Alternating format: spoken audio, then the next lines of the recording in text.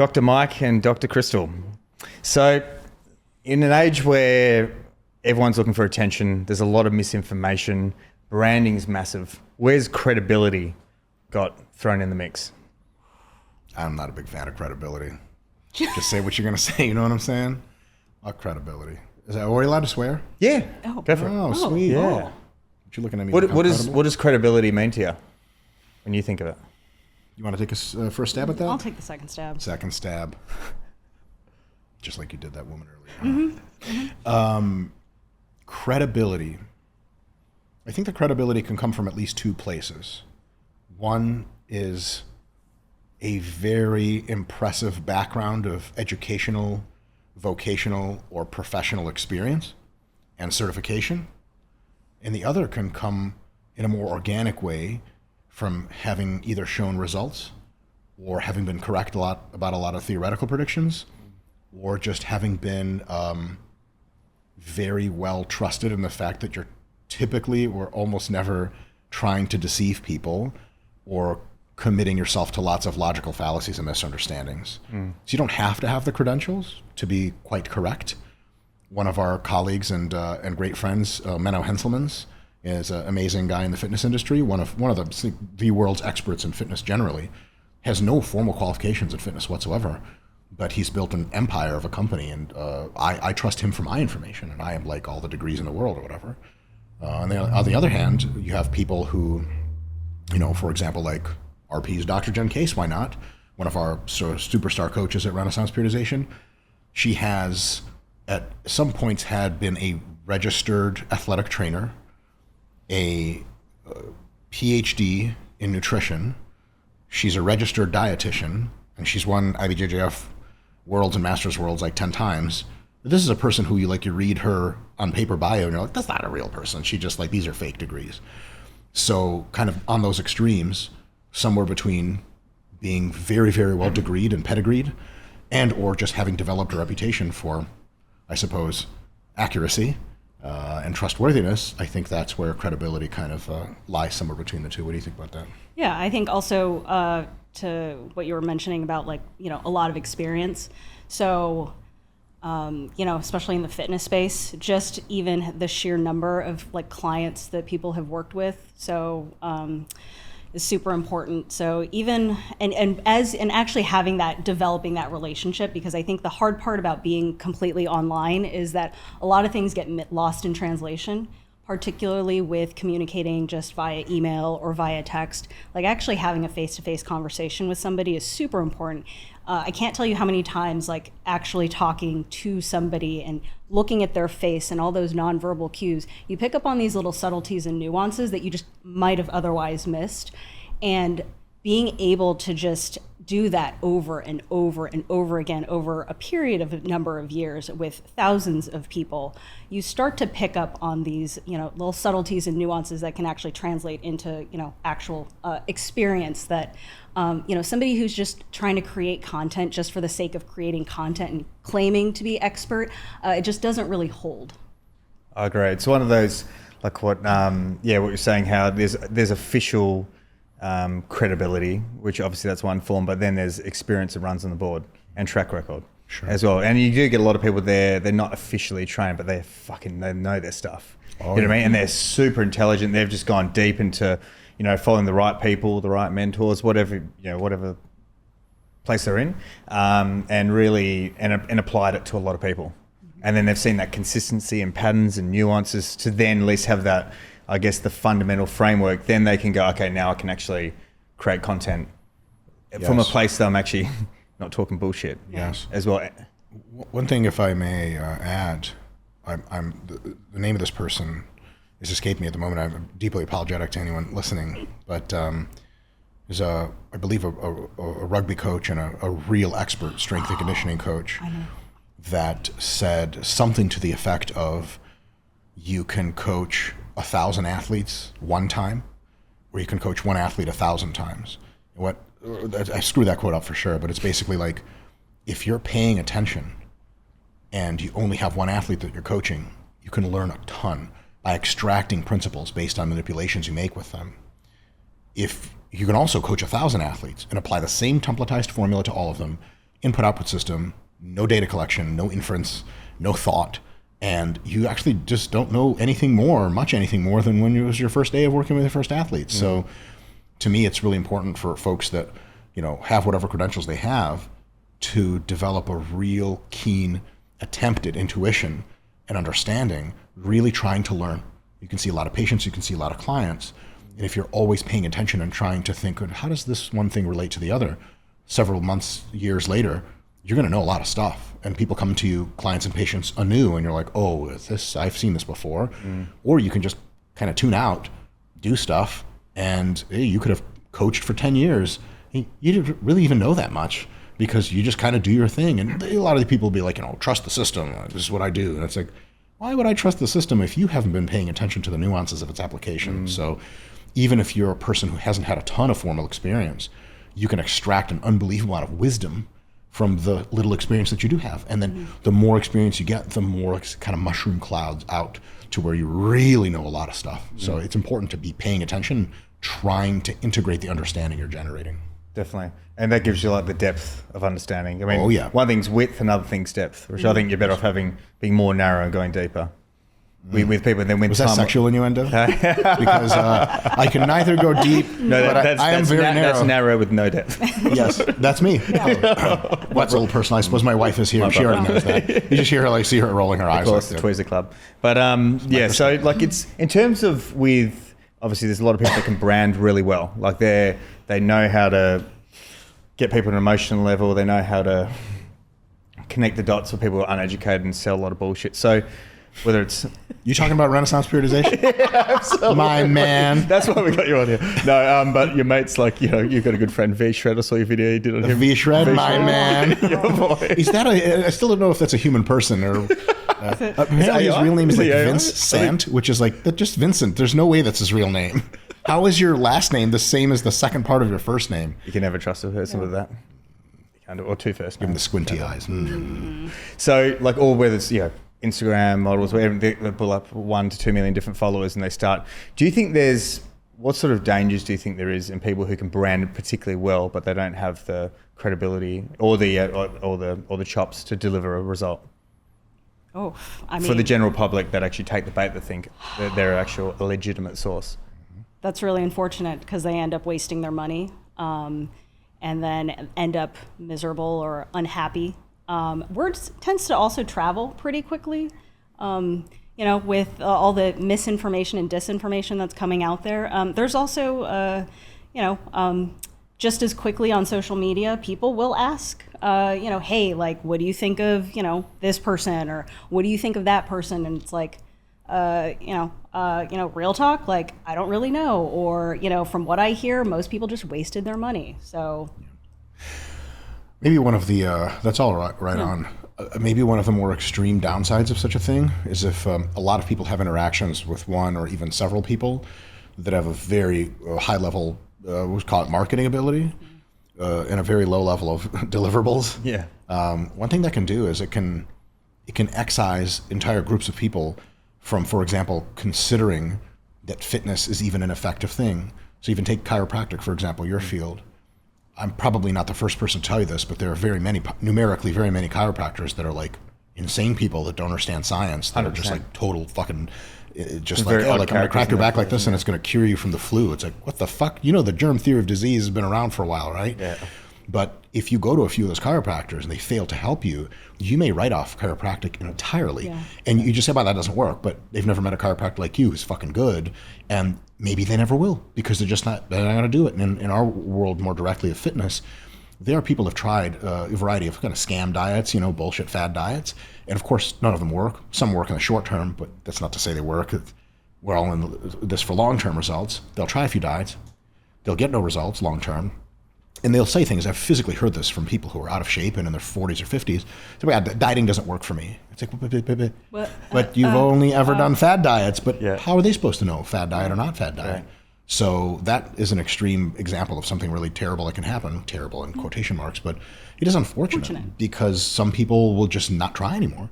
And then what do they get? A body composition they do not enjoy physically, aesthetically, and then medical problems down the line. Yes, a high degree of medical problems and a shortened lifespan and high increase in morbidity. And that increasing narrative that just whatever they're doing is going to fail.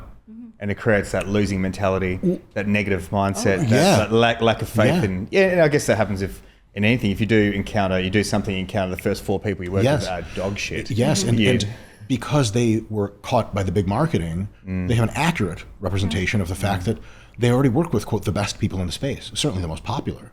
Now, if you buy, luckily in many fields, sort of automatic vetting, where it's a large enough market and the product vets itself so well that it's not really a problem. For example, major car manufacturers. Like Ford Motor Company may not make the world's best car, but it's a functional car. It takes you from point A to point B. It doesn't break all the time. So if you're going to be like, well, I want a popular car. What's good? General Motors, Ford, Tesla, whatever you buy it, it's going to be okay. But especially in the fitness industry, many times, the most objectively popular people are often selling just straight up bullshit. Yeah. So you talk to a person who's like, fitness doesn't work for me. And you're like, well, maybe you haven't tried the right thing. They're like, I tried the literal top 5 most famous people in the fitness industry already, and they all failed me. And you're like, those people are all fucking idiots. And they're like, well, how come they're so popular? And you're like, yes, they're very good at the being popular part. And how are people who are uneducated in fitness supposed to bifurcate popularity and ability? They don't know ability. I don't know ability. I'm pretty smart, but if I go to the fucking electronics store and try to get a computer, the guy selling me, it's like, well, it's got megabits of RAM and this and that and HDMI. And I'm like, that sounds all fucking right to me.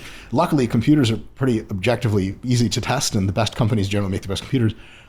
Fitness is not a mature field in that regard. So you're going to get a lot of fucking bullshit. And again, entire people wash out of fitness altogether, and they may not come back. You made an excellent point. You said they have like a failure mindset. Yeah. That's even on the bright side, because they're still trying with a failure mindset. Some people just stop trying, and it's understandable.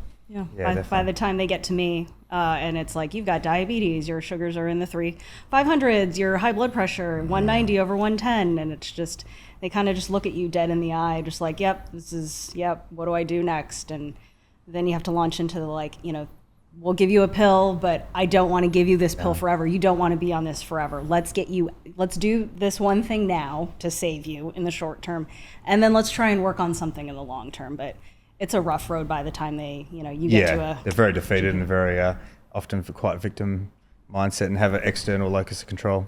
Sure. Wouldn't you also if everything you tried failed? So I think a couple of things as well. As we know, it's the fundamental principles in anything that works. And it's not sexy and it's done over time.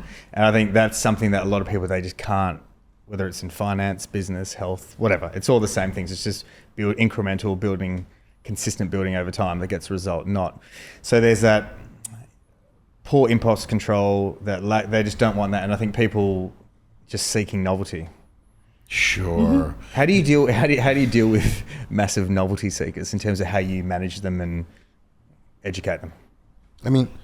At RP, we are, I think I have successfully made the fundamentals sexy because I preach the fundamentals, and I physically have been described as possibly in the top 3 sexiest men that have ever lived. You're on the podium. Brad Pitt, George Clooney, me, then Chris Hemsworth usually ranks below me. He gets in shape for Thor, he's like even to me. But he doesn't have this fucking body hair, you feel me? He doesn't. Where's your body hair? You're supposed to be a Viking god. How you stay warm in the winter? That fucking, where's that chiseled body going to take you now? But and that's going to keep him in 4th place. Yeah. Sorry. Yeah. Not sorry. But you're saying my wife has good taste, don't you, baby? Just throws up in the microphone. Just keep her away from Brad Pitt. I do this. She kind of recoils. She's like, what's going on between you two?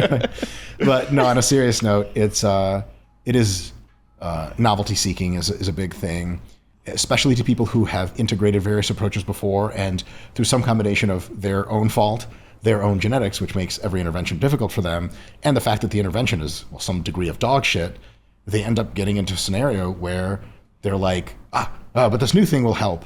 And if you don't have a principled understanding of what you're buying, which is understandable because where the fuck not everyone has time to learn fitness principles, then the new stuff ends up being really, really seductive because they go, all this other, it's kind of a way out from the thing I was saying earlier about when people try fitness over and over and they fail. When something very new comes up, they're like, well, I haven't tried this new thing. This fucking diet that's just blueberries or some shit. All the other shit didn't work. The new thing is going to fucking work. Carnivore, keto, whatever the hell it is. So that's definitely a quote unquote problem, or it's an issue. One thing I will say is at RP, we have an interesting branding where RP stands for Renaissance Periodization, but we have a little slogan. It's results, period. We just care that our clients and customers get results. And we have like a very straight-faced approach to, no, it's not sexy, but we own that shit. You know, like when I first started dating Christle, I was like, no, I don't have a functioning penis, but I love you. She's like, we just met, but your boy got in it and now we're married. So, well, literally it didn't get in it because my penis is non-functional. But in any case, She still loves you. Say what? She still loves you. Oh yeah, the lawyer says love is technically not. Yeah, In any case, we're going through a terribly messy divorce right now. Right. We're just putting it on for the camera. She's divorcing me, not the other way around. I'm begging her every day not to leave me. It's pathetic. It's too much money to lose. I think when a man gets sufficiently pathetic, it's attractive again. It's like a U-shaped curve. Like it's gross, gross, gross. Okay, fine, fuck him. I love him. It's, you know, like a puppy on the road with a broken leg. You're not going to just pass by. You're going to do something. That's me. At least I'm trying. So, but on a serious note, I think there are so many scuzzy, scammy people in fitness and companies and fronts and marketing that maybe, at least for some people, the straightforward, look, we have no fucking magic for you. We got science, we got principles, and it all shit fucking works. But it needs a little pinch of something called your fucking hard work and dedication. And some people who wash through enough fitness scams, they go, this is novel. This is different. They try it, and for many people it works. And then so in a sea of bullshitters, RP and a few other companies that are absolutely phenomenal at this sort of thing, Stronger by Science, 3DMJ, tons of other great folks, Menno Hanselmans, et cetera. We're just offering like, here's the real deal. We're not going to fucking lie to you. Yeah, our marketing is, we have a marketing department, incredibly talented people, but it's very straightforward marketing. It's like, this could be you if you stop playing and do a diet. It was going to be tough. No magic, no potions, no pills, no powders. And our target demographic at RP are people who just think that that's appealing, maybe never tried fitness, but it's also people that have washed through the cycle and they're just fucking tired. You know, like you can get scammed once, twice, 3 times. Many people can get scammed significantly more after that. But some people are just like, nah, fuck that. And then they see like the V-Shred type of advertising and they're like, this is fucking bullshit. I fucking got by this before. And then maybe they run into RP. And they go, these people don't really have super flashy marketing. It's just very straightforward. And then they read some of our materials, they watch some of our videos on YouTube, and they're like, that's it? This is what you're offering? Like, yes. And we get results. But don't you think it's not going to come with some fucking work? And that realism, I think, brings a lot of people into the fold and allows us to help them. Because if you tell people, like, it's going to be easy and it's going to be rapid and it's going to change your life forever, it's going to require no work, like, yeah, it's fucking sweet. But if you, like, grow up a little more, you're like, this sounds like a lie. Like if someone's offering to sell you a car and they're like, it's $1,000 Australian dollars, it's perfectly new. You're like, 1,000. Bait and switch is coming. Right, what's going on here? But at RP, we're like, look, it's $40,000. That's how much our app costs per hour, by the way, to use. No. But no. You got to recover from this divorce. Yeah. Look, You got cover costs. divorces are expensive. Alimony. I actually already preemptively, support. we have lifestyle you we signed a series of documents in my U-shaped curve attempt to be pathetic enough for her to stay with me. I've actually transferred 100% of my future lifetime earnings to her as a demonstration of my love. She says she's gonna think about it. Isn't that right, baby? Yeah, of course. Love it. Think away. But no, in all serious terms, at some point, the novelty cycle brings you nowhere. And the realization of like, I just see some straightforward shit that's going to fucking challenge me. And that's how I'm going to get fit. That's what you end up with. You got an empty house, like everyone moved out. There's little fucking dust areas where the boxes used to be kind of thing. And there's just one box and it says RP. And you're like, God damn it. I had to work to open that fucking box. Fuck. But then you do it and you get results. And a lot of our clients and customers end up being like, they proselytize for us for free. I keep trying to pay them. They refuse because they're like, you know, someone at their office is like, oh, I'm trying to lose weight. And they're like, try RP. They get a little intense. We advocate that they try to get physical with each other. Just kidding. But once you have changed someone's life for the better in a way that required their hard work, not only did they get results, but there's, I don't know, I'm stretching it here, but a little bit of a spiritual component of, I literally earned this. That's a big deal. And then the buy-in is over. It's done. You're in. And now that you're in control of your own fitness, you know the structure. We give you the structure. The RP hypertrophy app says do this. If you bring the willpower, you're going to get your fucking results. Once you know that, you're a convert for at least a long time. And that's the best part, because here we go. we're starting a cult. Oh. We get the converts, and then we hit them with the look. Come live at the compound. You got to shave your head. It's not a big deal. We all wear the same colors. Right. Christle likes to have a pick of the younger boys over 18. We're not running Epstein's Island over here, but mommy needs Might to come out in feed. those documents. Yeah, exactly. There's still names to be released. She's like, look, I got a lot of wealth, motherfucker. They're like, I'm into the cult. I don't care. I'll do anything. She's like, perfect. Forget about the wealth. Forget I said anything. It's Christle's cult. So when you go through a process of discovering truth, just in general on any sort of topic, what's your sort of approach to it? Well, I'm Jewish, so I read the Torah, and that's good enough for me. Right, Christle? that's it. Are you technically Jewish? According to 23andMe, I am technically 0.5% Ashkenazi Jew. What's So up, family? Shabbat Shalom, Yep. Hello. Other Jews, I guess. fellow Jews. So, for example, say if it was like, for example, I've heard you speak about the left and the right, and for example, whether it's something to do with COVID or some whatever. So whatever, particularly the last 3-4 years, a lot of things have come up, whether it's Russia, Ukraine, COVID, Black Lives Matter, whatever it is. Like, and there's a process to discovering the truth. And I've heard you, Mike, talk about it in terms of obviously like the far left will just have that bias towards that, the far right. And what's your sort of, I guess, process for you both of discovering what's actually happening? I try and whatever extreme side hits me first, I will immediately go to the other side. Like, what exactly is it that they're attacking? And I will start reading their material, at least from my end, because I'm not as great of a debater as Mike is. I'm a especially master debater. I used to, but I was very good at sitting in the back row of my history class and just really scouring and like taking my time to just read different opinions and just coming at it with an open mind. And everything's fair game. Nothing offends me. Nothing surprises me. Just kind of take it all in as your first pass. And then start to, sit back and think about, like, what are they actually saying? Do I find that this is a credible source? Is there some truth to what they're saying? And where are they coming from? Because in order to be able to not really attack or debate, you really need to learn the other side. And I think that becomes a huge problem in this day and age, especially with social media. It's as soon as somebody's feelings get hurt, it's feeling all rational, thoughts get shut off, and it's like, I'm going to attack people and scream into the ether, and that's sort of it. Why do you think that's so much worse? I've observed it's been so much worse since 2020. Have you noticed that as well? People are much more divisive and emotional, and why do you think that is? In the last, that's just an observation I've made. Mike? It's really hard to figure out if it's the kind of everybody sort of being on lockdown that, and everybody being isolated. And I found that it was even before COVID, people were very divisive. I found that there were things that you just can't say in public spaces or even think about things or even reading about things. So even leading up to this, so I don't know what education was like back then. And when I went to high school a long time ago in the 1800s. No, I'm just kidding. Didn't you have a fling with kind of like George Washington? Yeah, me, George Washington, and Hey George, Abraham shake them teeth Lincoln. out. Let's get popping. No, it's his grandfather. Yeah, Generational. She's still like I made them 100 take off or the whatever. wig. Yeah, That's my girl. There are probably a few factors that go into that. I will say that the first thing I'll say is the degree of divisiveness is wildly overstated because social media amplifies divisiveness. Okay. that's true. However, from the data I've seen, political divides in the U.S. Specifically, but maybe around the world, have gotten a little bit more extreme, maybe considerably more extreme.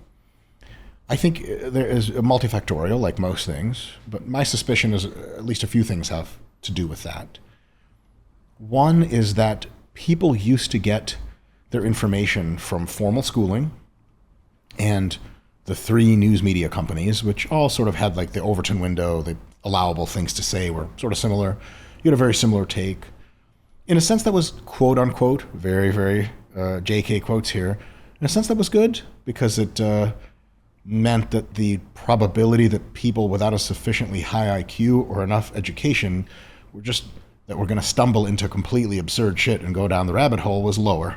You'd have to go to the library and request special books by a favorite socialist author who had 3 book publications. Now with social media, you can access all the information you want.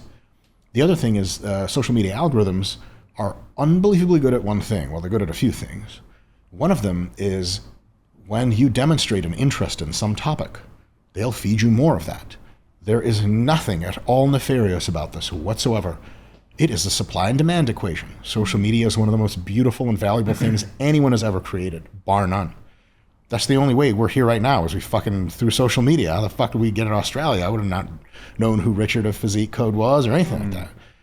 But when you start down a rabbit hole of a particular kind of opinion, and maybe you haven't been super well practiced at objective thinking, and you're used to that older model, coached and educated in that older model of what you learn at school is roughly true, what you get from the media is roughly true, who are the sort of worst offenders, again in scare quotes, of being insanely prone to delusion on social media? It's older people. Not older people because of cognitive decline for age, not that old, but like, no offense, people like our parents' age, a little younger, a little older, and they have traditionally kind of one of 2 opinions on things. One is the revealed wisdom of regular media is such a narrow window that like, it is what it is. Whatever I see on my phone is probably true. Okay. And then like, fuck, the algorithm is like, feeds you some shit, you start clicking on shit you like, and all of a sudden, everything you like is just Ben Shapiro videos. And then you're like, this is the fucking truth. Confirmation bias. That's it. Kicking in, yeah. And there's another crowd of people who suspected that what they were getting from schooling traditionally and traditional news media wasn't really the whole truth, sometimes not the truth at all. The more kind of, I don't want to say paranoid, but conspiratorial types, which that thinking is very well understood. Like my parents are from Soviet Russia, so am I. They're very conspiratorial. Why? Because in Soviet Russia, the conspiracy was real. Yeah. Like, it really was an all-powerful elite that really did do heinous shit, and they really did lie to you exclusively as a matter of principle. So you get the people that just believe anything they see, and then they see it on their phone. And then you get the people that don't believe that the real news media will tell you the truth, so then they go to alternative media, also on their phone, and then the algorithm's like, you like Alex Jones? Here's more of his shit and more crazy ass people like him. And then boom, they're down that rabbit hole.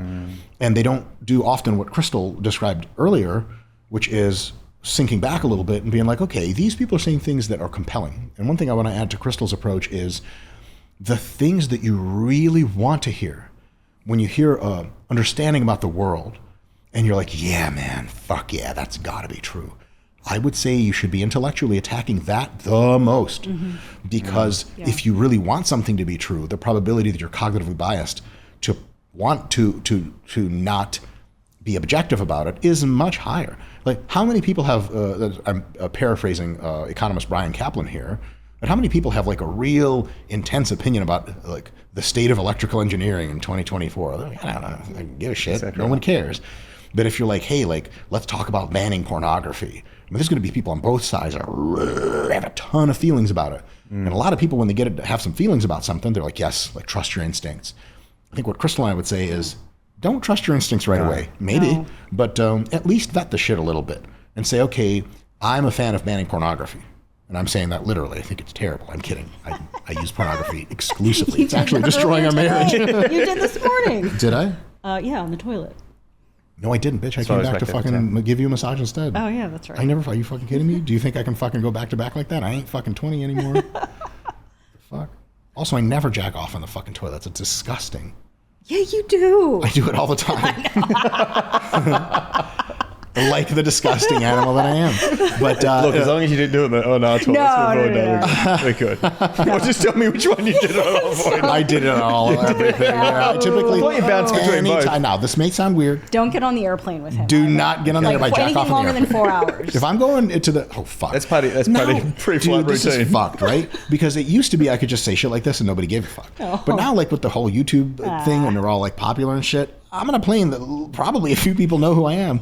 So I was going to make a joke like, if I'm in the fucking bathroom on the plane for like 20 minutes or more, I'm for sure jacking off. Now, I can't even, I'm going to walk out of the plane, some guy's going to be standing there like, hey, Dr. Mike, you just jack off? And they're like, yes. In any case, jacking off aside, if you're really pro-porn or you're really anti-porn, like Christle said, it's a very good idea to try to examine the opposition. And at the very least, I have found, so for example, like I'm super, super against like socialism, communism, extreme left shit, and a lot of extreme right shit too, like anti-porn. I think it's fucking crazy. But anytime I dig into the other side, I come away with probably 90% of like fucking idiots, I knew it, but at least 10% of like, there's some good nuance points. Like leftists are people who typically deeply care about other people, insane levels of compassion. I would say sometimes toxic levels of compassion where if all you have is compassion, nothing else, like it's a fucking small deck of cards. But, and the same thing with porn. I don't want to say pro-porn, but libertarian neutral about porn, that there are some anti-porn advocates, which I'm not just going to write off entirely. I'm going to examine some of their positions and be like, you know what? For some people, maybe for many, some kinds of porn is fucking toxic. And it does fucking destroy your goddamn life. Now, the nuance is it's not everyone. As a matter of fact, it's probably 95% of people are like, yeah, porn's whatever, I jack off and there it is. But it's important not to miss the details. So it's a really good idea to shit test yourself. And that at least marginally brings you closer to the truth. Because one thing that I talk about every now and again in this concept of arguing to convince and seeking the truth is a person who is 90% towards one opinion, if they educate themselves in the alternative view, maybe now, and they use like 90% one opinion, they're like in the fucking streets, marching, yelling at people, they're not going to be convinced, they're going to vote one direction all the time. Maybe with a lot of them seeking out alternative opinions, they probably won't get to 50-50. They probably won't get to 90-10 the other way, but they might get to 70-30. And at 70-30, instead of marching in the streets and fucking yelling at each other, someone might ask them like, hey, like you're anti-porn, right? And they'll be like, yeah. And they're like, so it's porn, it's fucking evil, it's killing us all. Like you're at dinner with one of your uncles and he's like, I'm telling you, man, porn's ruining America. And where before you might have been like, yeah, fucking goddamn Democrats, whoever the hell's pro-porn, Republicans, who cares, Democrats. Now you might be like, yeah, it's definitely shit, but I guess for some people it's okay. And because you're more tempered, you're more even-keeled, you're just not prone to doing insane shit and having insane opinions. And because political disagreements and any kind of disagreement is totally cool to have, but there is something called reasonable disagreement, logically based disagreement, even with some emotion sprinkled in. And then there's full-bore, like, shut my fucking ears and eyes, scream into the wind insanity. If we can get some folks just a little bit away from that, I think that's a really good thing. And one of the ways to do it is very difficult, to Christle's point, trying to get some idea of what the other side thinks in good faith. Because a lot of the people that are, for example, not anti-porn, even pro-porn, they're normal, decent, good fucking people. They're not criminals, they're not Satanists. Some of them sure as shit are, but many of them are not. I kind of want to hear what they have to say. Like, conservative Christians in the United States have all sorts of fucking wacky opinions, but most of them are just fucking awesome people that are really kind and loving, and they just care a lot. And so if you can see them like that, you can see some of their arguments like, I don't even think they're right, but they make some points where at least it's from a good place. That humanizes the other side. It makes you take it more seriously, and it makes you not be as prone to your own biases, maybe. Definitely. And I think that's like exactly what you said. I fell into the habit years ago of I'll just hang around people with a very similar opinion as well. I'm probably like moderate right in general. So, and I had a big blind spot of mine was, I just hang around too many people too similar. If someone was very strong opinion the other way, I'd almost disregard it to a degree. And that's something that I've realized as well, almost taking on what you've said, is that was a blind spot. It's like, man, you're not going to actually have a very good worldview of what's actually going on if you have all this bias. If you just like affinity bias, just hang around people that are like you, confirmation bias. Even if you're fairly intelligent and can look at things, unless you look at the other side and speak to someone intelligent from the other side, you're not gonna and there's retards on both sides, far right, far left. If you find on the far left and right is maybe mostly retards, I would say. Correct. Just people who have a lot of feelings, often very good meaning people. Retards. It's highly emotionally charged. Very emotionally. You can't get to those places usually unless you're rowing your boat with emotion oars. There's no way to get there with logic. What is it? You can't reason someone out of a position they didn't reason themselves into. I don't think that's true because I think you can, but they sure as shit didn't reason their way into that, like wacky opinions. Maybe they did, but reasoning doesn't end up reflecting the real world oftentimes. Definitely. What's your sort of take on like optimism and pessimism? Oh, I have a fucking hell of a take on that. You want a shot at the title? I'll finish clean you up, off. Play clean up. Yeah. Didn't we play that earlier this morning? Oh, we finished me off too. We have a totally... He's already finished himself off. Yeah. actual physical love. This is a fucking show we put on. It's all financial. Yeah, she usually just looks at my dick and laughs and walks off. Which is so hot to me because I love being demeaned. I'm just jerking off to that idea. Tweezers, microscope, alcohol pad, it's all there. Yeah. That's my stack. Optimism and pessimism, I think, are both delusional. By definition, I think we should all be aiming for realism. But the cool thing about realism, or the interesting thing about it, is that depending on what issue you're discussing, and depending on your position in the world, realism can seem to the external eye as often grossly pessimistic or Pollyanna-level optimistic. So on the pessimistic front, if you take a reasonable view of, let's say, the state of collegiate education in the United States, you'll realize that the vast majority of collegiate education in the United States works by a signaling mechanism where colleges in the U.S. largely, not entirely, but largely, they're not learning a whole lot that's going to pertain to fucking shit. Is actually, they're not pouring skills down your throat. You're just going through the motions to demonstrate to people that you can show up to class on time and take a test and you're pretty smart. And that's 4 years and $90,000 later. Yeah. It's something that we could have assessed in 4 months of employment internship is really just being done at grotesque expense to all of society. It's a grand illusion. You say that's a pessimistic take. It's a realistic take. Sometimes realism is fucking gnarly. But then there are insane optimistic takes from realism, in my opinion. For example, the trajectory of the world on almost every measured variable is positive and exponential, which means life for almost all of us is getting exponentially better all the time. Sometimes it's difficult to see, and the human eye is drawn towards pessimistic things many times. The vast majority of people have an inborn tendency to what, again, economist Brian Kaplan calls the pessimistic fallacy. Whereas people will just have, especially about political events external to them in the outside world, they'll have a real nasty take. And it often doesn't transfer to personal stuff. So they'll be like, how has your life been going? They're like, my life's fucking great. I'm blessed. But how about the rest of the world? The rest of the world is shit. It's getting worse. And everywhere they go, they meet cool people. Everything's great. They travel. Everything's great. But then they're like, nah, everything's still circling the drain. And so sometimes realism can look like insane optimism. But if you actually look at the data, like, what is his name? Hans Rosling, I think, has like Our World and Data kind of shit. And you look at enough graphs and you're like, almost everything's getting better, like real fast. And then people, if you tell people that, they try to talk you out of it. They're like, no, you're crazy.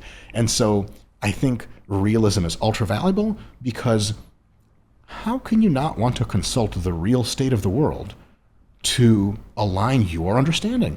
Like if I'm trying to walk through a zoo and no one told me that the lions were out of their exhibit, fuck, man. It doesn't matter if I'm optimistic, I'm getting fucking eaten. Now, if I'm trying to go to the zoo with my family and I have been assured that the lions physically cannot escape, but I'm pessimistic and I'm like, nope, they're going to get out. My kids aren't going to the zoo ever because the lions are going to eat us. I think a realistic take is a real good idea because all of us, no matter what we think or want, we live and are created. We are fruits of the universe. We are reality and everything around us is reality. I guess you probably should get real familiar with reality. Imagine Christle is a medical doctor, sports medicine doctor. Can you imagine if she was unmoored from reality and her understanding of anatomy and physiology? She's like, hey, your knee's broken. Like, that's my elbow. She's like, yeah, whatever. It's all a matter of perspective. You'd be like, what the fuck? So when it matters, everyone's a realist. Can you imagine having a non-realist as your auto mechanic? You're like, what's wrong with my car? They're like, yeah, it could be a number of things. You're like, yes, I pay you to figure that out. Yeah. So reality wins in the end. And look, if you see reality in the most objective way possible, you don't like what you see, you can either try to marginally improve it or just in a kind of Buddhist meditative way, accept what is. And if you see that reality is amazing, I'd say that's a great time to exercise gratefulness. Christle and I have a real hard time with being grateful because we're so Asian and Jewish respectively that mostly we just like are workaholics. And then we've built like a really great life for ourselves and we're like, we got to do better. We got to do more. And so sometimes sitting back and being like, things are amazing. And that's great. Let's drink that up. And sometimes they're not amazing. And then let's face reality and do something about it. Exactly. Where do you think that comes from, the drive? Do you think it's a cultural thing or do you think there's other stuff there? I think it... Genetic. Yeah, no. Cultural, yeah. Genetic. I think it's very little to do with culture. Yeah. My parents have never really mentioned anything like in terms of, what their state of the world is, how they felt about things. That all came from, feeding off of Mike's Jewish Jewish vibes, What's that but called? also Codependency. yeah, it just always just felt like the next thing, and the next thing, and like everything, nothing. We never stopped and took time to just really state what was good and what we could do better. We had to make that a habit, a weekly thing of like, hey, let's take some time. Let's talk about what went well this week, what we're grateful for, and then what can we do better for next week. That's a thing that we're still working on. Absolutely. It does not come naturally to us. No, I'm exactly the same as you. It's the same thing that like the perseverance, the resilience, the drive, all these attributes that Default. allow us all to be to be successful, that are admired. The flip side is normally you never are present to be grateful. You just like, what's next? And I don't think that's from you need to keep. I think it's an expectation that and you run your life in a certain way. And if you're very growth mindset and you're purpose driven, and you've got something to grow and grind for, I think you can get swept away on that. Yes, big time, and I have big time. Yes, as well. Yeah. Well, Christle and I did a diet together about half a year ago now. And we both basically overtrained and overreached like crazy because we were doing full bore diet, full bore work, full bore everything. Yeah. And we realized afterwards that you can burn out of stuff. And because we're such insane workaholics and we absolutely love creating value and organizing the things around us, we got really scared that we could burn out of that. I mean, we did burn out. For a temporary time. And scared that I wasn't going to come out of it. Yes. It took months to get out. In what respect? I remember getting a week or two after your show, just waking up in the morning and getting up to go to the bathroom was a struggle because I was just so exhausted. Almost total nervous system crash. Going to the gym was just like, nah. Getting even more than 1,000 steps, nah. Even getting to walking from the bed to my office laptop, just felt like I was walking in quicksand. Yeah, and we're trying to be forward thinking.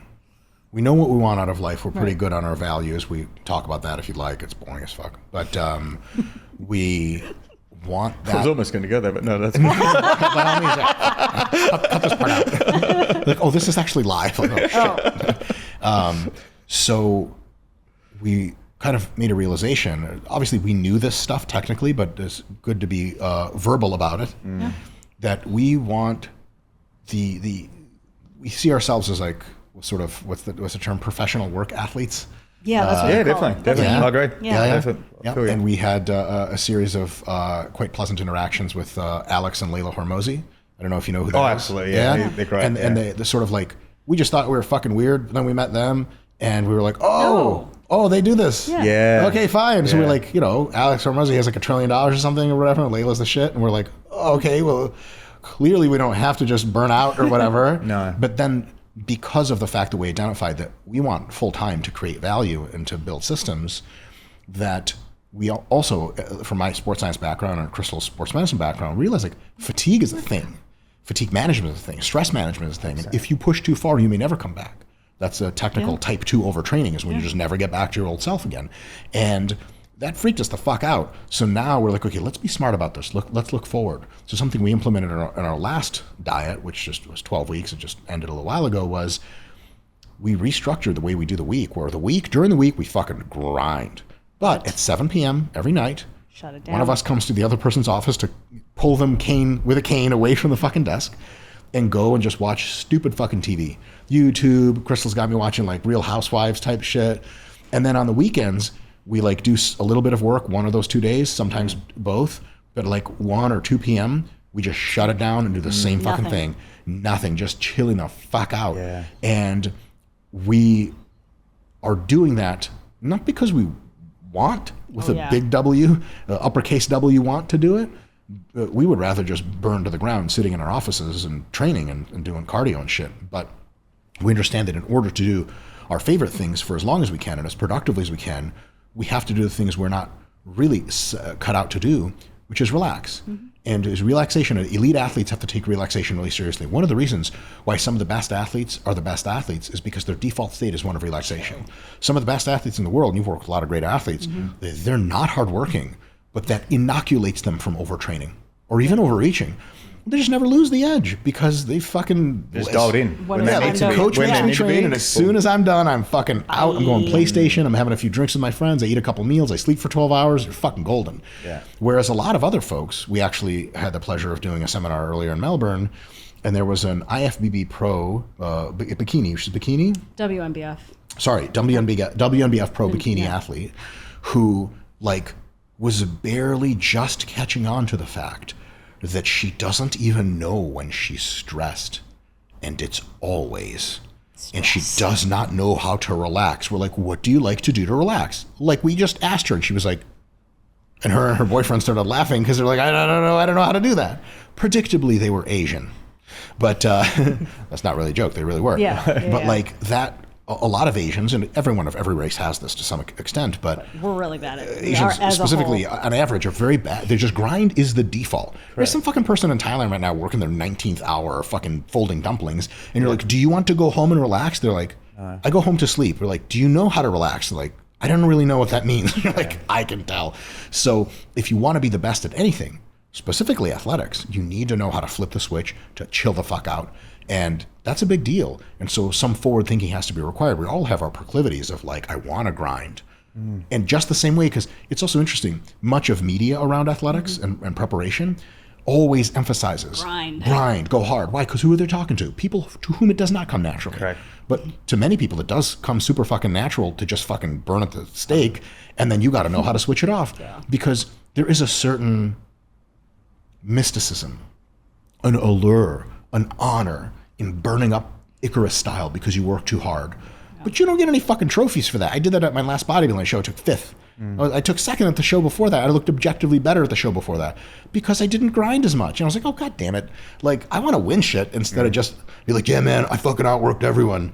Congratulations. You worked too hard. No that one cares. is a thing. Nobody gives a shit. Nobody cares when you're on exactly stage. right. This is going to say no one gives a shit, and trying to take on like the Goggins mentality. It's like that shit would just. And so that's, as you said, that's for people who can't work hard. People who are already at the other end, they need to go the opposite. They always need to tap into people a bit more the spiritual side. Yes. because we Yes. go need the because I'm exactly like how you two guys. Exactly, it's hilarious how you explain it. I literally did my schedules and calendar, my timetable for the first half of the year. I did it the other day, and I actually had to exactly what you guys did. Schedule boundaries where I go, this time I can't do any work, I can't do any productive reading, I can't do anything.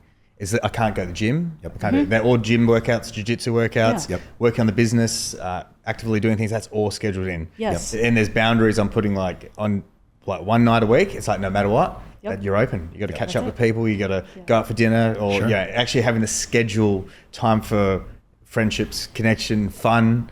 And for most people, that's fucking outrageous. Yeah. Because they think they tough to could do relate to. the opposite. They don't schedule any time to upskill, develop, work on a project because that stuff's hard for them. They just want to. Whereas I feel like I just resonated hugely when you said that, and that's a big thing for me this year is doing more relationships, fun, more free time, that sort of thing. Because it does make you a better athlete in business and in life. Otherwise, you can be a weapon, and that's like the thing I'm passionate about. You can be a weapon in one pillar, but if you're a fucking shit show in 2 or 3 of the others, or in very important pillars, your life's going to be fucked long term. Oh, yeah. Well, how are you supposed to be a weapon if your life's fucked long term? Yeah. That's the thing, is if your only goal is to be as good at jiu-jitsu as possible, rest and recovery are mandatory. I don't give a shit how hard you fucking think you're working. You sometimes need to work less hard. And the people that work less hard will beat you at your jiu-jitsu tournaments because they were lazier than you. What a fucking tragedy. So what I'll say is our whole like professional work athlete approach is an approach where low key, getting as good at whatever we're doing as possible is absolutely the goal. You know, people talk about balance and fucking finding an inner child. Fuck my inner child. Well, not literally, although I was pretty cute as a child. You were a cute baby. I get a time machine, get him, what's up, Dr. Mike? I'm age starting 10. you're the missing name. He's like, who's Dr. Mike? You're like, well, you're going to find out. Like, Like, listen, I don't like to admit this because I don't like to be turned down. I'm fucking Dr. Mike on the internet. How many times did I fucking email Epstein to get me on the fucking island? It must have been dozens. He never fucking checks his shit. I wasn't popular enough. I wasn't actually a pedophile. Message Clinton. His assistant was like, look, actual pedophiles only. And I was like, but I want to belong. And they're like, what kind of 12-year-old girl are you into? I'm like, but I'm not into any of that. And they're like, you can't come. And I was like, but don't you guys have like a roller coaster? It's like a theme park. That's what I thought. So They do. it's even worse than getting kicked off Epstein Island. I never even made it in. And now he's dead. The fuck am I supposed to do? Tragedy. It's a fucking tragedy. I wanted to go. In any case, the inner child shit is dope. For many people, balance in life, that's fucking awesome. It ain't for us. Yeah. We're trying to go full send, but full send means you keep the ship in one piece. Just because you like to race cars doesn't mean you never change the oil. Doesn't mean you never change the tires. Doesn't mean you fucking leave the car alone for a little bit and freshen up.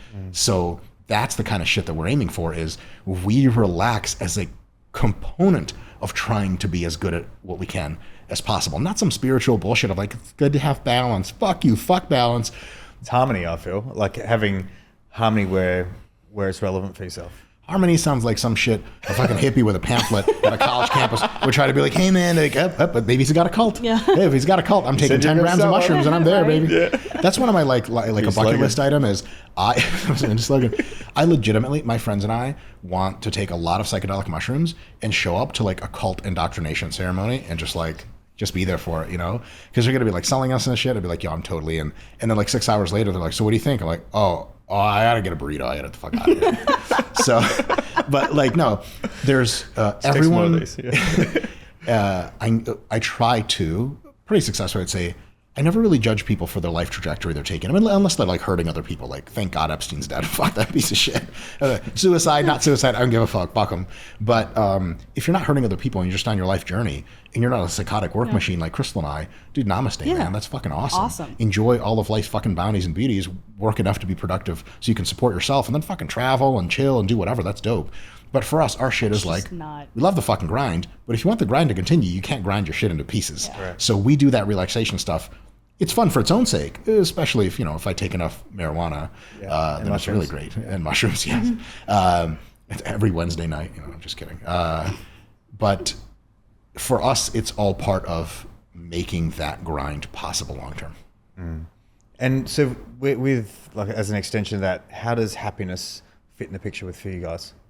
Oh, the work is happiness. Yeah. I actually enjoy the process. I enjoy being able to create and organize and do structure, because I'm not, I do more of the like managerial stuff on the RP side, and that stuff excites me, as odd as that sounds. Freak.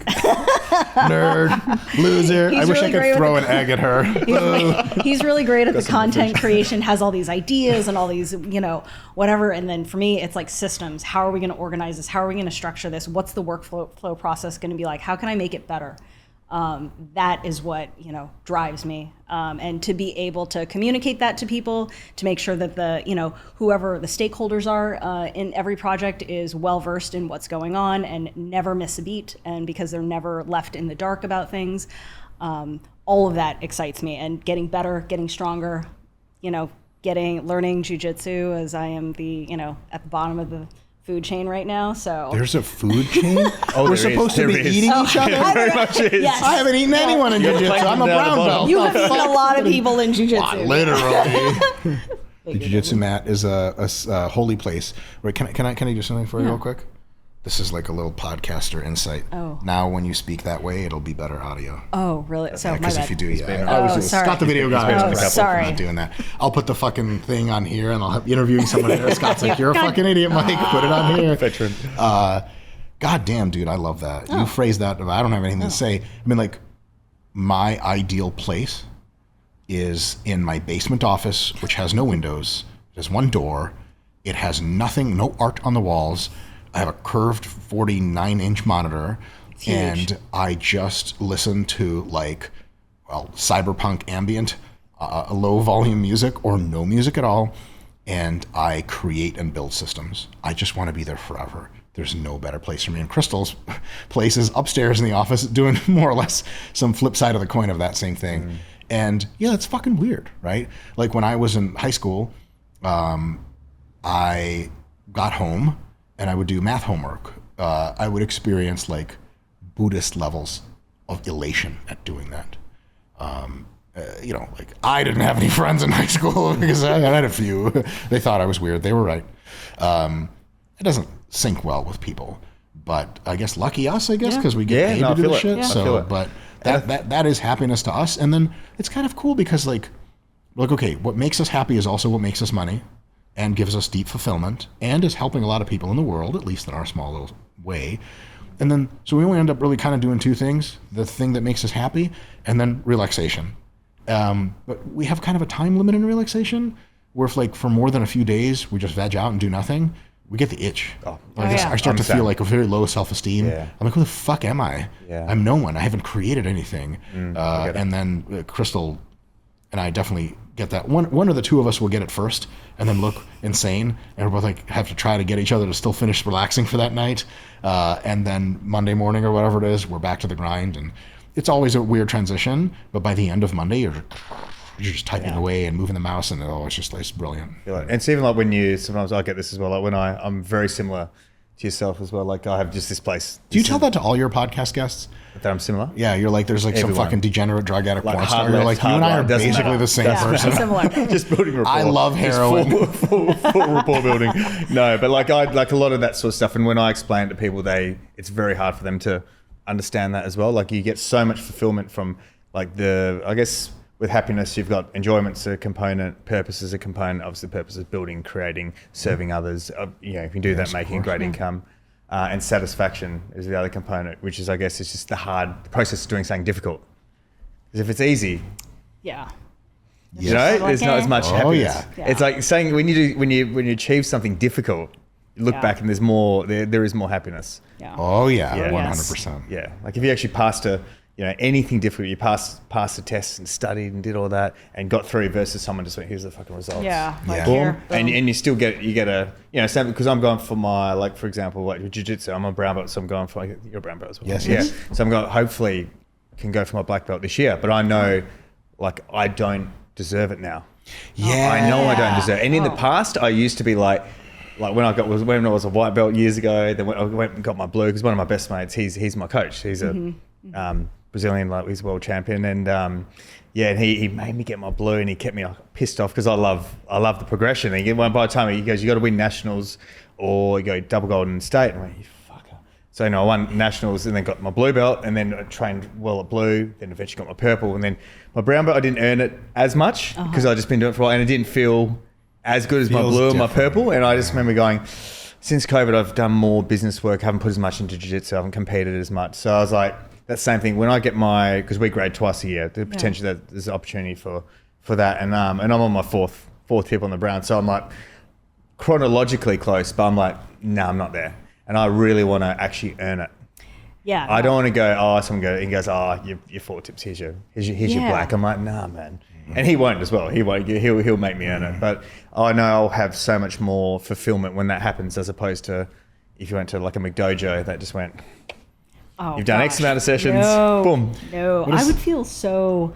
I feel like I totally agree with you on all parts. I feel like genetically I'm quite the opposite. The idea of ever getting promoted actually kind of gives me anxiety, because once you leave white belt, you're expected to know things, right? You get tested, right? People are going to look at you and have these expectations. So already I'm trying to not get too anxious and enjoy the process and I actually enjoy being a white belt, because people have no expectations of you. They just sort of expect you to suck.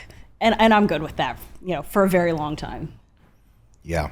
What's up, Asian? And it's fun sometimes to be a white belt in something, whatever it is, in any component of life. If you get, you got your PhD, you got your medical degree, you build a successful business, you do these things that you become very good, and you essentially, whatever call it, you're a black belt in that field, and then to just do something where you fucking suck, and it's new. I suck at almost everything else. I think it's something, and there's satisfaction in that as well. If you can, humbles the ego, you get to be shit at something again, you get to learn something again, especially something that's hard to do. Yeah. I wonder, what is my opinion on that? I would like to say, the beginner's mind shit, I love. Yeah. I have a ton of respect for that. I don't have very many interests and hobbies and pursuits in my life, but the things that I do have pursuits in, I usually jump in pretty deep. I do not enjoy the feeling of incompetence unless I'm high on marijuana, and then I love it because who gives a shit? I'm off, baby. So I do hear that it is very good for your psyche to suck at some shit every now and again, to give yourself a new challenge which you blow at. Humility is a gift. Humility is a great gift. I think, I don't know. I was going to say I'm pretty humble, which is a contradiction in terms. I may be one of the humblest people out there, baby. I'm in the top 5 of all the humblest people of all time. But I'm so good. I'm so good at being humble. It's really a gift. What have you guys learned, because you both do jiu-jitsu, what have you learned from training jiu-jitsu and the culture and the philosophy that you've applied to life? Philosophy? Yeah. Oh, Dutch guys jiu-jitsu. Nunca have do guajipasse. Oh God, Paul. I learned a lot of that. I don't know, man. Is there anything that you've sort of, I guess, taken for that, or how has it positively impacted your life doing it? Okay, so that's, you want to? I'll give that to no. You want to go first or me go first? You go first. Daddy finishes first. That's our policy in sex too. Yeah. To be honest, I get off. I don't give a fuck if she gets off. Right. I also don't know how to get a woman off. Right. So. This is humility coming back again. Yeah, rumors of the clitoris humility. there. Yeah. That's right. That's interesting. Humility. You're gonna walk. Many people are gonna walk into jiu-jitsu for the first time, maybe the first 100 times, and they deeply care about how it goes. When they get submitted, when they lose on points, it hurts their ego. I've had the opportunity, the great esteem and pleasure of rolling with a lot of people better than me. And when I got to jiu-jitsu, I was already a mediocre wrestler, but I was a juice to the gills, 240 fucking pounds. And I can beat up a lot of regular people in the street just by overwhelming them physically. I got to jiu-jitsu, and the first live roll I ever did was with Dr. Jen Case, and she submitted me, I think, 9 times in 6 minutes, which is insane. That's a woman. I'm a fucking grown man. What the fuck? And that began the journey, which didn't take me too long to get to where I'm getting. And that's, I don't really care if I win or lose.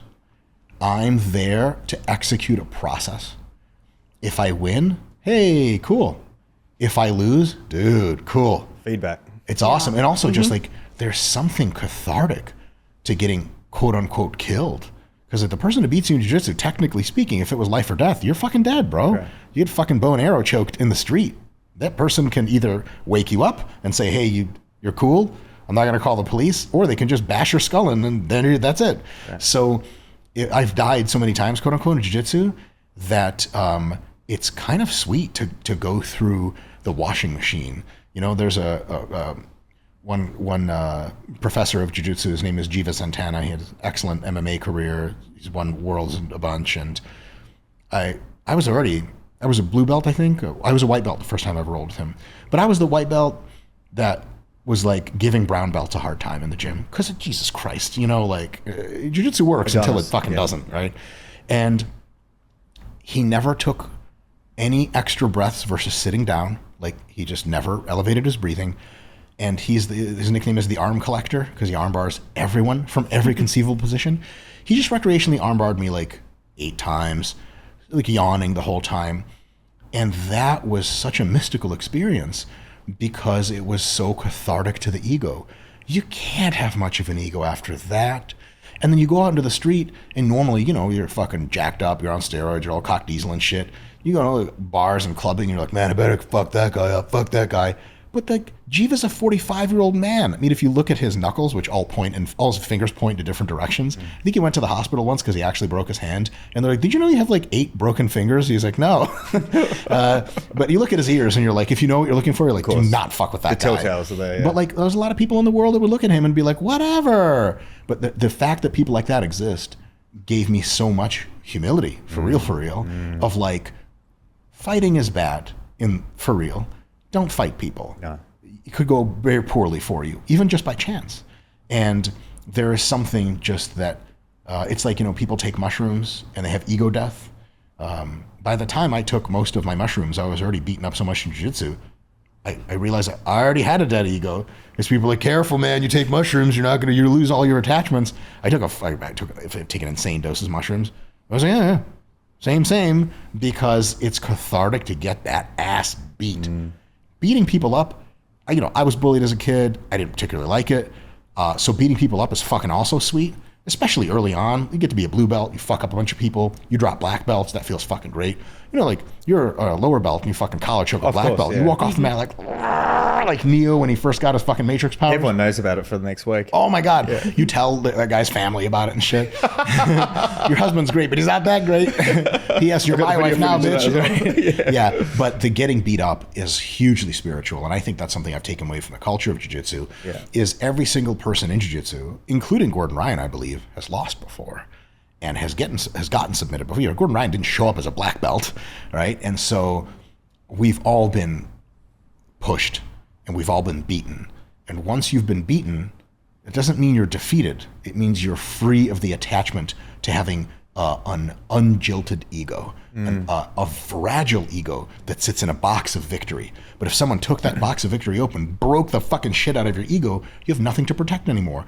So you go into jiu-jitsu matches now, and maybe the rest of life now, like, hey, are you afraid to fail? Like, no, I failed so many times, I'm completely inoculated about fearing failure.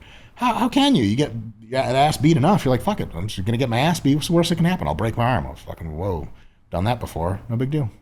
I think that translates a lot in business as well. Just that, like the fact that it's something that's tough. You got to do it. You can't do business in 2 or 3 years. You can fail. You can fail. And if you fail, you got to fail fast and quick and small, and then and you just got to get back on with it. You can't just hide and not fail. You're going to fail. Yeah. You both had experience working with Olympians in the US Olympic team or US yes. figure skating. Yeah. How was your sort of experience, and what sort of insight did you have working with them? My road to getting that opportunity to take care of U.S. figure skating was kind of an unusual one. I'm not a figure skater. I never was, never claimed to be. You look like a figure skater. Right. You've been figure skating around my mind all day. Oh my God. Doing tricks and shit. A lot of stuff that's probably banned in figure skating.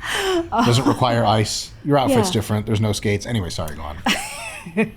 I was doing my sports medicine fellowship in Las Vegas, and because of COVID, figure skating capital of the world. Right, Vegas was the only place that they were doing events, any sporting events whatsoever, because the rest of the country was shut down. So they were putting this on, and I had the opportunity to sort of help out, and coming in with an open mind, being a team player, and just trying to learn whatever I could was probably the big 3 things. And I think this is true. I was reading a couple of articles from other physicians who ended up getting the opportunity to be the team doctor at the Olympics, which is, an even bigger deal than what I do now.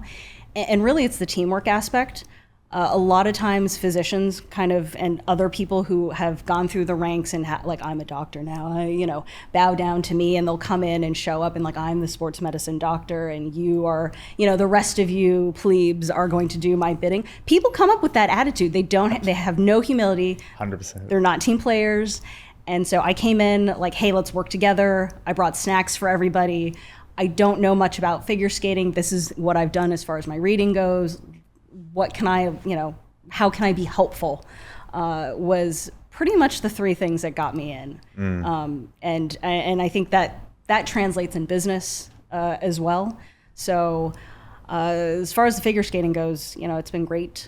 The athletes are amazing, but you're also taking care of the coaches. You're also taking care of the judges too. So not just the sports injuries that happen, you have to be on your toes because medical stuff does come up. So you have to have that wide breadth of knowledge, not just like, I'm here to treat only athletes and nobody else.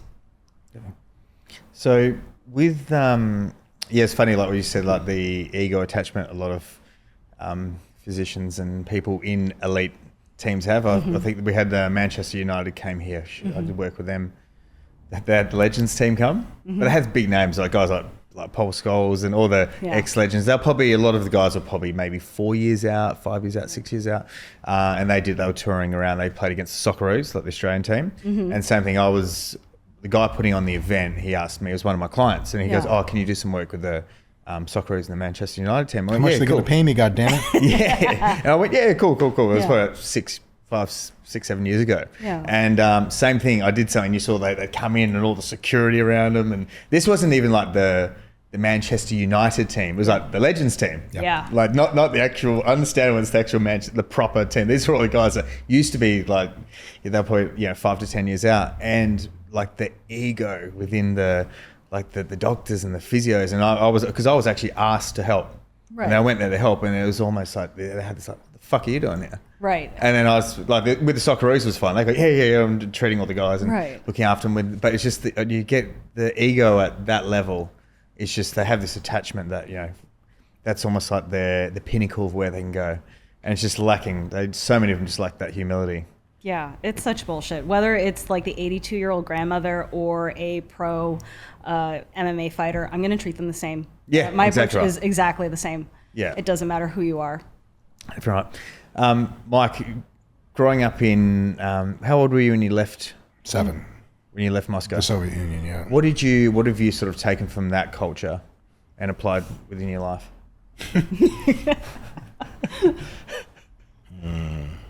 That culture. Or how's it influenced? How's that sort of upbringing influenced you now? Well, one time I overheard a conversation between my parents of how much money they made in Russia.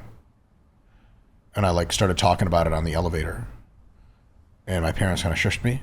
And then later they told me, "Don't you ever say that kind of stuff in public." And I was like, "Why?" And they had to explain to me that people who were jealous would report you to the authorities, who would take one of the two of them or both away forever. And I remember that being like, what the fuck? Because to me, it was like, well, this is how much money my parents make. It's just true. I wasn't even bragging. I had no idea if it was a lot of money or not. By the way, reference now, it's an unbelievably pathetic amount of money by global standards. Oh, absolutely. It was ridiculous. But my parents and the sort of the culture around there, was taught that sometimes people have bad intentions. And I'm naturally a person, and Christle can tell you that, just don't assume anyone's poorly intentioned. I have all kinds of flaws. Holy shit, we could do 5 podcasts on that. Bad intentions is just not one of them. I rarely have that in me. So I started learning at a young age, and it didn't really sink in so well. I'm still learning it. That sometimes you should distance yourself from some folks. I actually experienced my first episode of racism directed at me in Russia. There was a couple of preschool teachers that were very mean to me and made fun of my last name because I was Jewish, and I had no idea. I was fucking 4. But in retrospect, my parents were like, yes, anti-Semitism was insanely rife in Russia. And so I kind of learned then that some people just aren't going to like you, and that is what it is.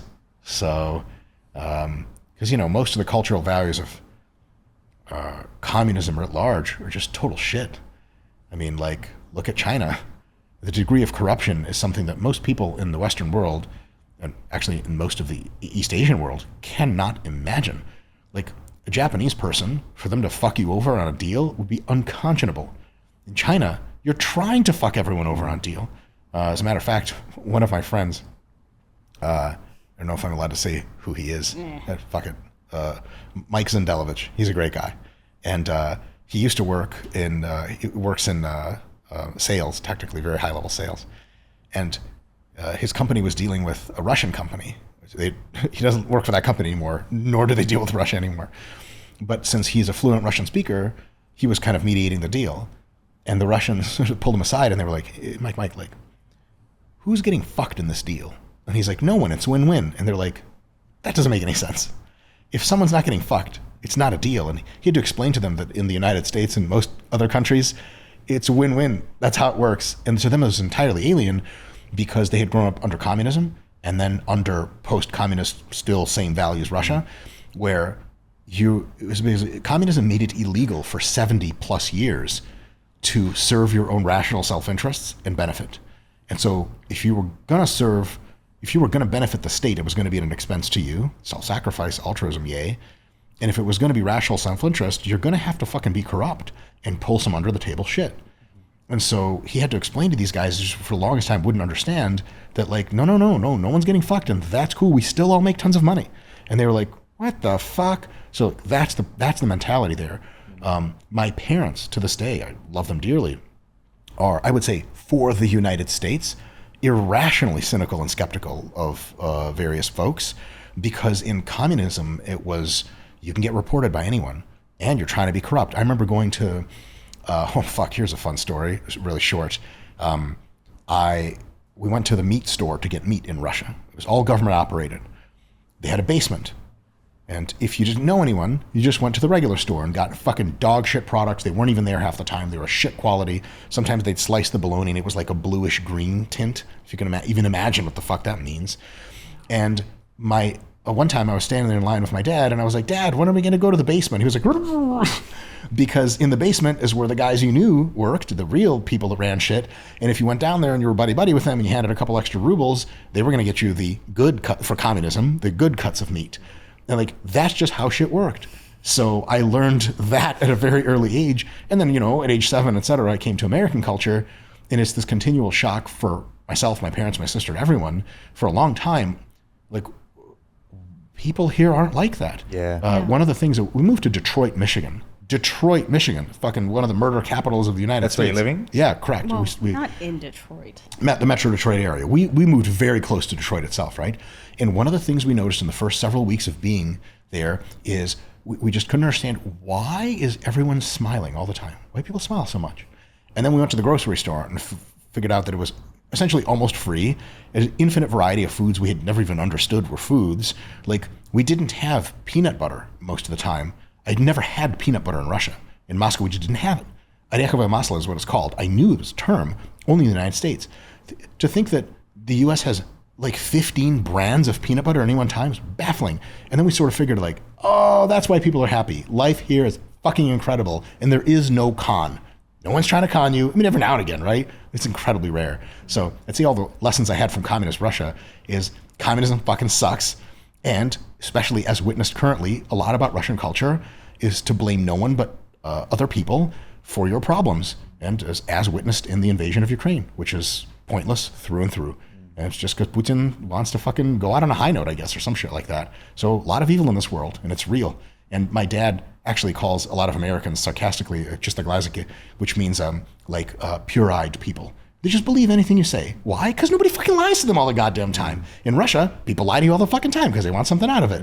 So like, when my parents would go on vacation to Mexico or the Dominican Republic or something like that, where haggling is still accepted, which isn't a terrible thing, but when they're haggling you for like this necklace, they'll be like, it's $50. And it's not fucking $50. It's fucking $1. Yeah. And if you pay them $1 for it, that's like a fucking 95% markup for them anyway. They're fucking over the moon about it. Americans will straight up pay $50. Because they just you guys don't go to the fucking regular store here and they're like, here's a computer for $1,000. You're like, look, knock it down to $500 and we're talking. They're like, it just costs $1,000. There's no haggling. My parents, you cannot fucking out haggle my dad. It's impossible because he assumes you're lying from the get-go.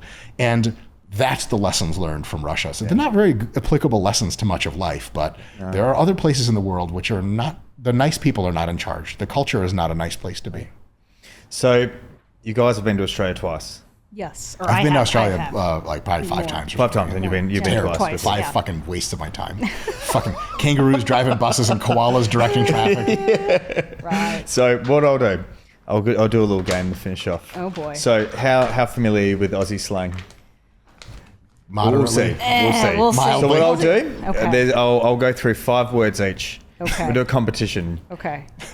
Dr. Chrissy first, Dr. Mike. So I'll start off with yourself. We'll do one, Dr. Chrissy, then I'll do Dr. Mike. And I'll say what the word is. Okay. And then you tell me what you think it means. Okay? If you need context, I can give you context. Okay. It's like a spelling bee. Oh. Crystal was it's like a spelling bee champion back in Aussie the slang day. spelling bee, Oh, correct. boy. So Dr. Mike, start with you. What does kicking the bucket mean? Oh, fuck. I actually don't know what it means in Aussie slang, but I think it's dying. Yeah. Bang, bang. Oh. 1-0. Oh boy. Oh, you Chrissy. kick the fucking bucket, eh? What's piece of piss? piece of piss. Yeah. Can you use it in a sentence? I'll give context. Or context? Doing something like an activity. Oh, that's a piece of piss. That's total shit. Or not great. Oh, can I guess? Jump in. Is this offensive that I'm trying to guess? No, shit? no. Yeah, go. It's easy. Yes. Oh, he's there. He's been here a few times. Yeah. Dr. Mike. Ridgy-dig. What the fuck? No clue, and I don't want any context. No, give me context. Fuck. Like, go. Dr. Mike, he's, in terms of, as a coach, he's ridgy-dig. Total shit. Fuck. Legit, genuine. Legit. Yeah. What is it? Like ridgy-dig. It sounds like ridgy-dig is like, that's the real deal. What's the root word for that? I've got no idea. Excellent. Wonderful host. Very surface level, Aussie. Christy. Dr. Pig's ass. Pig's ass. If you said there's pig's ass chance of that happening. Low probability of happening. Correct. Why don't you guys just say low probability? Yeah, pig's ass. Like next to like no chance. Yeah, correct. Mike. Exy. We go, God, that's a bit exy. If I was... No. This equipment looks a bit exy. Dodgy. No, expensive. Dodgy. Expensive. Fuck me. Exy. I even used British slang to try to, but it didn't work. Just a crack of fat. Suck. Crack of fat? Yeah. Oh. You're going to jump in on this one. Crack of fat? You know what crack of fat is. I can take a guess. Mine's entirely a guess. I have no idea what the fuck's going on. Is there any sort of contact, like... There's a good chance Dr. Mike cracked a fat earlier on. Oh, yeah, that makes sense. Jerked off? Yeah. Sorry? Jerked off? Correct. Yeah. What? I was go going to say hard. fart. Go hard. Oh, he got hard. erect. Oh, crack a fat. Crack a like fat. Like a fat erection. Yes, correct. You were much closer than I was just going to say fart. I know, and that was my first guess, and then when he said you Mike, earlier. Blue. Like as in, get in a blue. So if you two got in a blue... An altercation? Correct.